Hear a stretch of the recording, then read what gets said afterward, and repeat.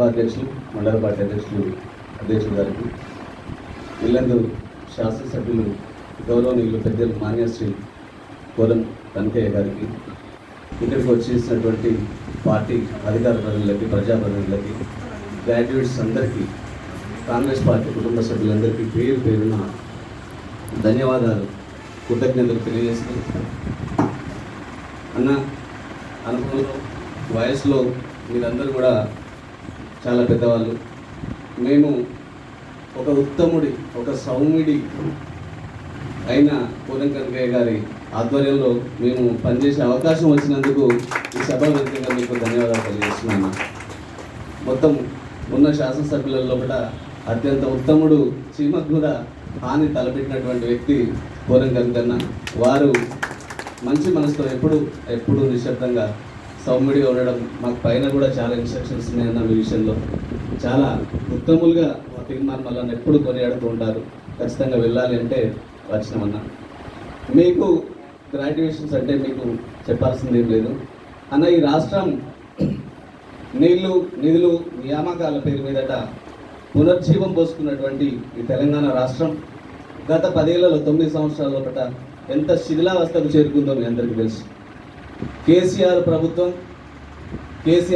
చేస్తున్నటువంటి అరాచకాలు, వాళ్ళ ప్రభుత్వంలో ఏర్పడినటువంటి ఎమ్మెల్సీలు కావచ్చు, ఎమ్మెల్యేలు కావచ్చు, ఎంపీలు కావచ్చు, ఈ రాష్ట్రాన్ని ఒక విధ్వంసకాండకు గురి చేసిన మాట మీ అందరికీ తెలుసు. 10 సంవత్సరాలు తెలంగాణ వస్తే విద్యార్థులు, ఉద్యోగులు ప్రతి ఒక్కరూ బాగుపడతారనే ఆశతో సబ్బండ వర్ణాలు, అడుక్కునే వాడి స్థాయి నుంచి కూడా వర్గాలు పెట్టి పై స్థాయి వరకు కూడా ఎన్నో జేఏసీ జాయింట్ యాక్షన్ కమిటీలు పెట్టి ఎన్నో ఉద్యమాలు చేస్తే ఈరోజు ఏం జరిగిందో మీ అందరికీ తెలుసు. వారి ఎంతో తెలంగాణ ఉద్యమకారుల పోరాట అధ్యక్షులు పెద్దలు డానియల్ గారు, వారితో పాటు విద్యావేత్తలు తయారు చేసిన గొప్ప నాయకుడు, మనందరినీ తయారు చేసి వీరే ఉపాధ్యాయులుగా పనిచేసి ఆయనకు బాగా దగ్గర ఉన్నటువంటి వ్యక్తులు, వారితో పాటు మిత్రుడు సోదరుడు సమ్మిరెడ్డి గారు, అదేవిధంగా శైలున్న గారు, రామారావు గారు, ఉన్నటువంటి అందరూ గ్రాడ్యుయేట్స్. మన భద్రాద్రి కొత్తగూడెం జిల్లాలో 5,000 ఓట్లు ఉన్నాయి అన్నమాట. 5,000 అంటే మన జిల్లా 3 జిల్లాల్లోనే ఉంది. మనం నేర్చుకొని మనకి ఇవ్వాల్సిన అవసరం ఉంది, అందరూ తీసుకోవాలి. ఇక తీర్మానం వల్ల విషయానికి వచ్చినప్పుడు మంచి ఎదిగే అవకాశం చాలా ఉన్నాయి. వారికి మనందరి సపోర్ట్ 100% చేయాల్సిన అవసరం ఉంది. ఎందుకంటే గతంలో వారు ఏమి లేకుండానే, వారి సపోర్ట్ లేకుండానే పెద్ద ఎత్తున పోటీ చేసి స్వల్ప తేడాతో ఓడిపోవడం అనేది కొంత బాధాకరం. మరి గమనించినటువంటి మనందరి నాయకుడు వారు ముఖ్యమంత్రి గారు ఆలోచన తీసుకోవడం అనేది చాలా మరి సంతోషకరం. ఎందుకంటే వారు ఒక రంగంగా అన్ని రంగాల్లో సమస్యల మీద పోరాటం చేసిన గొప్ప వ్యక్తిగా నేను అభిమానిస్తాను. అంతేకాకుండా ఇప్పుడే చెప్పారు తమ్ముడు, వారికి ఉన్నటువంటి ఆస్తిని ప్రభుత్వానికి అప్పచెప్పడం అనేది ఎవరి వల్ల కాదు. అది ఇప్పుడే చెప్పాడు, ప్రపంచంలో భారతదేశంలో కానీ ప్రపంచం ఎక్కడ లేనటువంటి గొప్ప ఆలోచన అది. ఎందుకంటే అంత ఆలోచన తీసుకొని ఉన్నటువంటి 2 కోట్లనే మరి గవర్నమెంట్కి హ్యాండ్ ఓవర్ చేయటం అనేది ఒకప్పుడు అంటే జమీందారు ఉన్నప్పుడు వారికి ఉన్న 1000 ఎకరాలని కొద్ది గొప్ప మరి మొత్తం ఇచ్చుడు కాదు,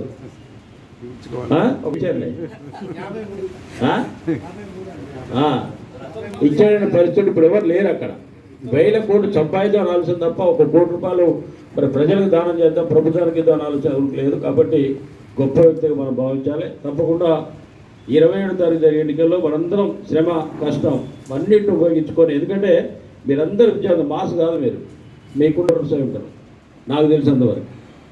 మనకి ఈజీ అవి చెప్తాడు రమేష్ అన్న. కాబట్టి 27వ తారీఖు జరిగే ఎన్నిక బాగా గుర్తుపెట్టుకోవాలి.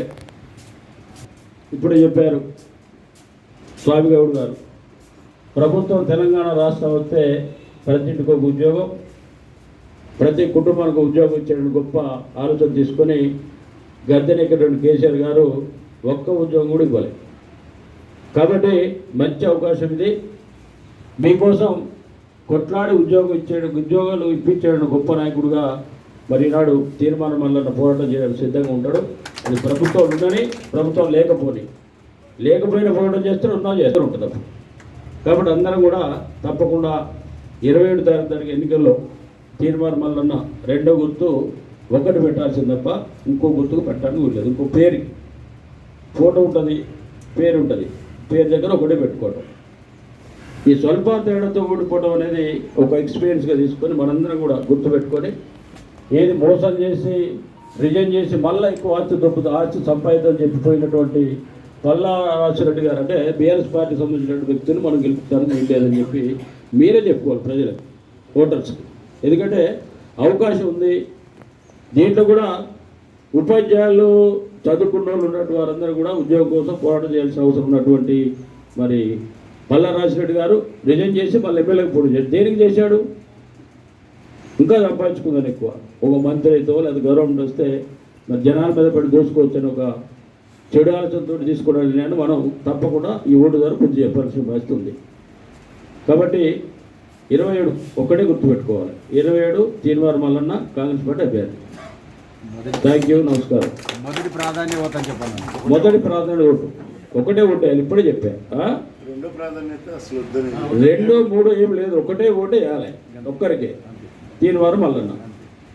అదే మీరు ఫోన్ల ద్వారా ఇక మీకు ఏ ఆలోచనతో ఆ రకంగా మీరు ప్రయత్నం చేయాలో గెలిపించుకోవాలి. మనకు 5,000 ఓట్లు ఉన్నాయి మన దగ్గర, 5,000. నేను కూడా మరి టేకులపల్లి మండలం కూడా ఇదే విధంగా మీటింగ్ పెడతా, అన్ని ప్రాంతాల్లో పెట్టుకుంటూ వస్తా. తప్పకుండా ఈ టౌన్లో కానీ మండలంలో కానీ మీరు ఆర్గనైజ్ చేయాల్సిన బాధ్యత తీసుకోవాల్సిన అవసరం ఉంది. అందరూ ఇక్కడ వచ్చిన 100 మంది కావచ్చు, 50 కావచ్చు, 10 కావచ్చు, మీరందరూ కూడా గ్రాడ్యుయేట్స్ అందరూ కూడా ఫోన్ల ద్వారా కాబట్టి ఆ కార్యక్రమం తీసుకొని విజ్ఞప్తి చేస్తూ థ్యాంక్ యూ, నమస్కారం, ధన్యవాదాలు.